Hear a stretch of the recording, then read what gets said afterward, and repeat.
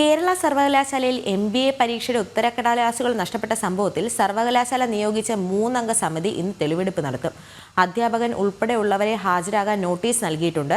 2024 മെയ്യിൽ നടന്ന MBA 3-ാം semester project finance പരീക്ഷയുടെ ഉത്തരക്കടലാസുകളാണ് മൂല്യനിർണ്ണയത്തിനായി കൊണ്ടുപോകവെ പ്രമോദിന്റെ പക്കൽ നിന്ന് നഷ്ടമായത്.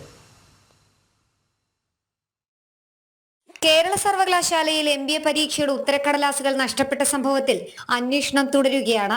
ഉത്തരപേപ്പർ നഷ്ടമായ 71 വിദ്യാർത്ഥികൾക്ക് ഈ മാസം 7-ന് പുനഃപരീക്ഷ നടത്താൻ സർവകലാശാല തീരുമാനിച്ചിട്ടുമുണ്ട്. ഇതിനിടെ സർവകലാശാലയും അന്വേഷണം ശക്തമാക്കി. സംഭവം അന്വേഷിക്കാൻ സർവകലാശാല നിയോഗിച്ച 3-അംഗ സമിതി ഇന്ന് തെളിവെടുപ്പ് നടത്തും. അധ്യാപകൻ ഉൾപ്പെടെയുള്ളവർക്ക് ഹാജരാകാൻ നോട്ടീസും നൽകിയിട്ടുണ്ട്. കേരള സർവകലാശാല രജിസ്ട്രാർ ഡോക്ടർ KS അനിൽകുമാർ അധ്യക്ഷനായ സമിതിയാണ് അന്വേഷണം നടത്തുന്നത്.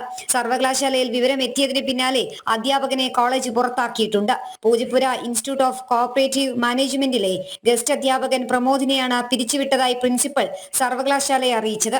2024 മെയ്യിൽ നടന്ന MBA 3-ാം സെമസ്റ്റർ പ്രോജക്ട് ഫൈനാൻസ് പരീക്ഷയുടെ ഉത്തരക്കടലാസുകളാണ് മൂല്യനിർണ്ണയത്തിനായി കൊണ്ടുപോകവെ പ്രമോദിന്റെ പക്കൽ നിന്ന് നഷ്ടപ്പെട്ടത്.